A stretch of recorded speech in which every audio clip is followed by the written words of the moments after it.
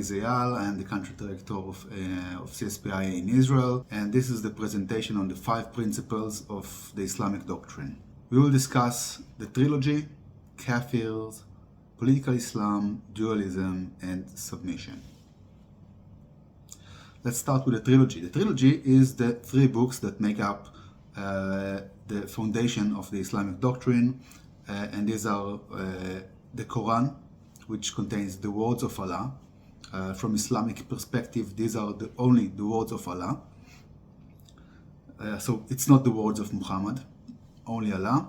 And then there are 2 more books, which are the Sira and the Hadith, which are about the life of Muhammad, or Sunnah, the way or the life of Muhammad.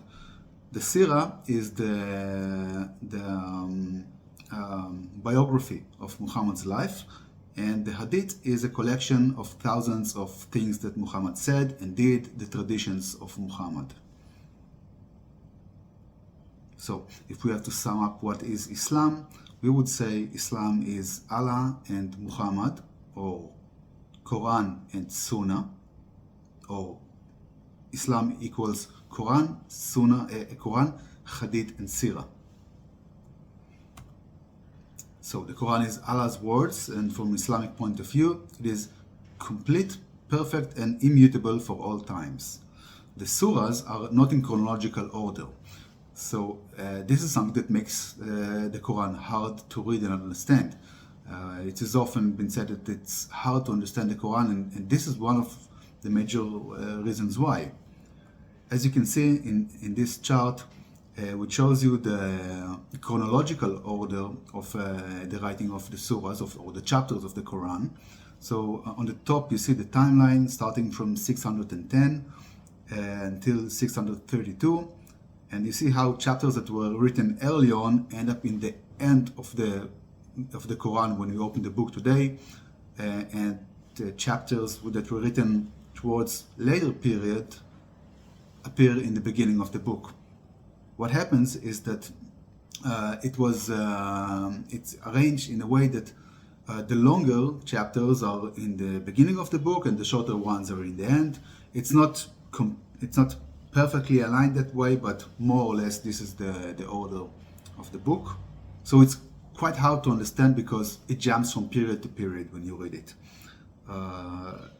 There's also a missing context, meaning when you read the Quran, you don't know in what year things happened. You don't know what happened in that year with Muhammad, with his followers, and you're missing the context of the revelations that Allah is giving to Muhammad. And other things that are missing are the 5 pillars. Things like the 5 prayers, for example, which is one of the pillars. It's missing from the Quran. Actually, it says 3 prayers in the book, and we know that according to the Islamic doctrine, you have to pray 5 times. So many things are appearing in the Hadith, but they are not in the Quran. There are also a lot of contradicting messages in the Quran. A behavior that is advocated in one surah is being contradicted in another surah, in a later chapter. We'll talk about it in depth soon. Let's talk about the significance of Muhammad. There are 89 verses in the Quran that establish Muhammad as the perfect and eternal example for all humanity.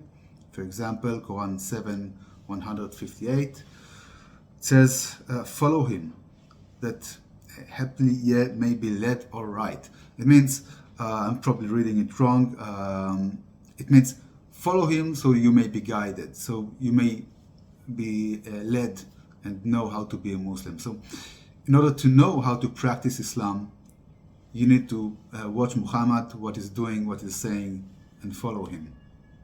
Quran 33:40, it says Muhammad is the seal of prophets, meaning he's the last prophet. No one can come after him and claim to be another prophet of Islam. And this makes it basically eternal, because whatever he's saying is forever the last word in Islam. So he's more than a historical figure, he's an example that must be followed today as much as in the past. So according to the Islamic doctrine, he must be followed and obeyed by everyone, cannot be criticized, cannot be contradicted. This chart shows the life of Muhammad from when he was about 40, when he got his first revelation of the Koran from the angel Gabriel.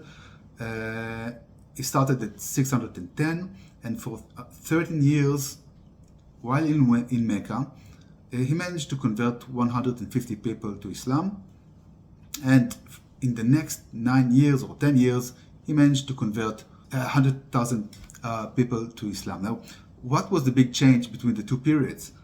In the first period in Mecca, he was a preacher, and in the second period in Medina, he was not just preaching, he was also a military leader, a politician, and a violent jihadi.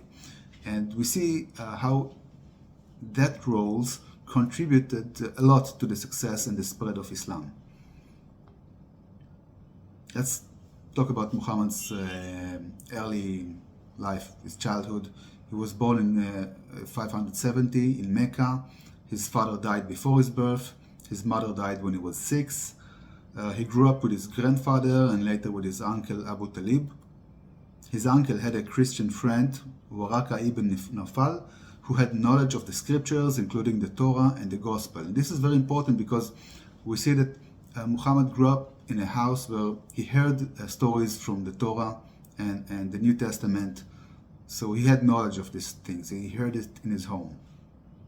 Let's talk about Mecca. Some background facts about Mecca. Mecca was predominantly pagan, meaning different tribes worshiped different gods, and there was a very small Jewish community there. Mecca served as a significant commercial hub. Its economy was primarily based on trades, spices, textiles, leather, livestock, and luxury items. There was also an annual pilgrimage called the Hajj to the Kaaba.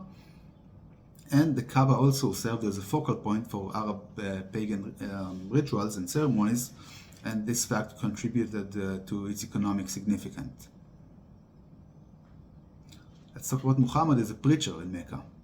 At the age of 40, he received the first revelation from the angel Gabriel and became a preacher. There were not a lot of Jews in Mecca, so there was no one to tell him, sorry, it doesn't add up. You're not the latest prophet in the line of the Jewish prophets. So there was no one to differ with him. His preaching included glory to Allah and condemnation to the pagans' religions. He told them their way of life was wrong and their ancestors would burn in hell. He cursed their gods, disparaged their religion, and divided the community, setting one tribesman against another. So this means someone would convert to Islam, go home, tell his parents, tell his brothers, sisters, his friends, I'm not your friend anymore, I'm not talking to you anymore, and they would be like surprised, what happened? And he told them, I'm a Muslim now. And they had two choices. One is, okay, to convert to Islam and remain in a relationship with him, or lose him as a son, as a friend. And this was tearing apart the social fabric of Mecca. Now the Quraysh, it was the group of tribes in Mecca, they felt this was unbearable. Tolerance had always been their way of life, and there were many clans, many gods, many religions. They had no problem having another religion and another god, but Muhammad was demeaning the other religions, and this was a problem. This was a problem, like I said, socially, and this was also threatening the economy of Mecca, which was built on hospitality and having trade and pagan rituals. Different gods, different religions come together to pray, and this was causing a lot of problems for the economy. So at 622, he was expelled from Mecca, and he and his followers settled in the city of Yathrib, later called Medina. And this city had a large Jewish community. Now let's discuss Muhammad in Medina. Muhammad told the people in Medina that he and his followers were unjustly persecuted in Mecca merely for being Muslims. So none of that setting one tribesman against another, none of the things that he was like cursing their gods and their ancestors and telling them that their way of life is wrong. He didn't say all those things. He said they were persecuted merely for saying our Lord is Allah. Now the people of Medina agreed to protect the Muslims, and it was like, oh, you're persecuted for just for being Muslim. You can stay with us. We'll protect you.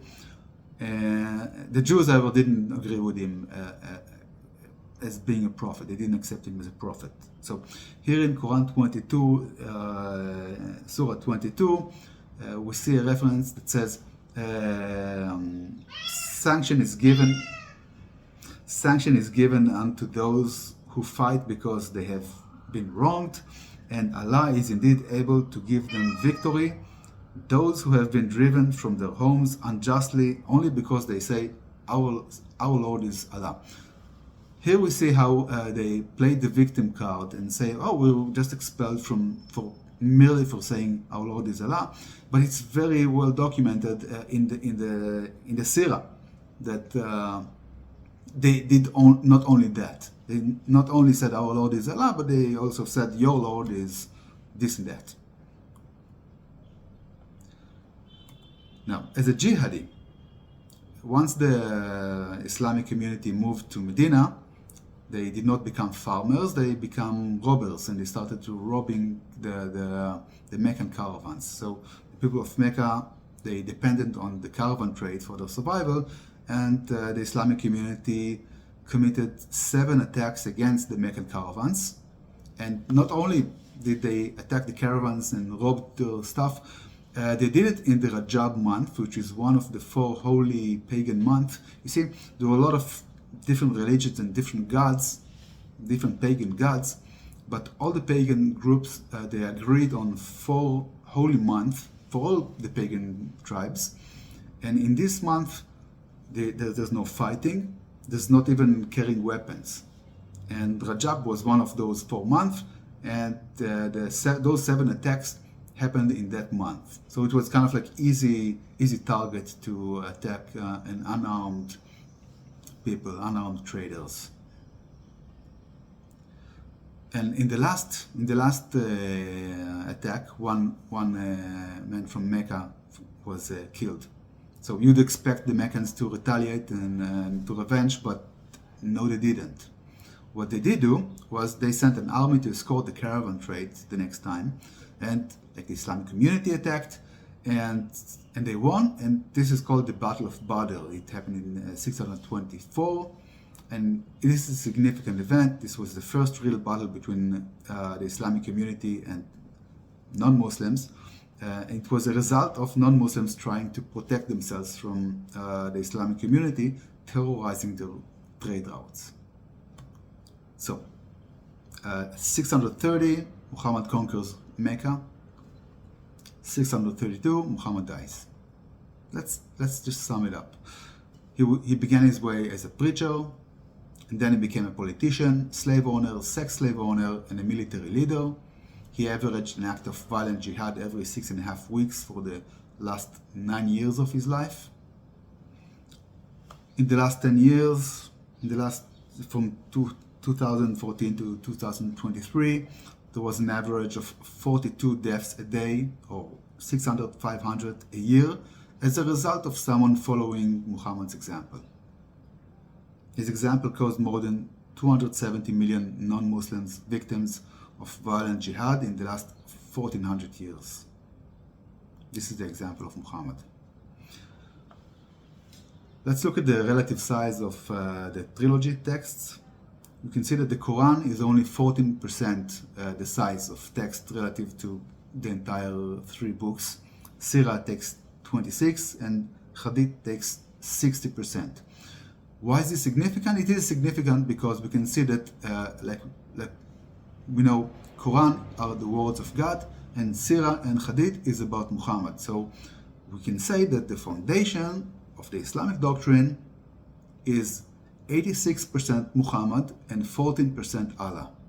Thank you for watching this presentation. I would like to invite you to visit the CSPI website at cspii.org to learn more about political Islam and how to prevent its expansion.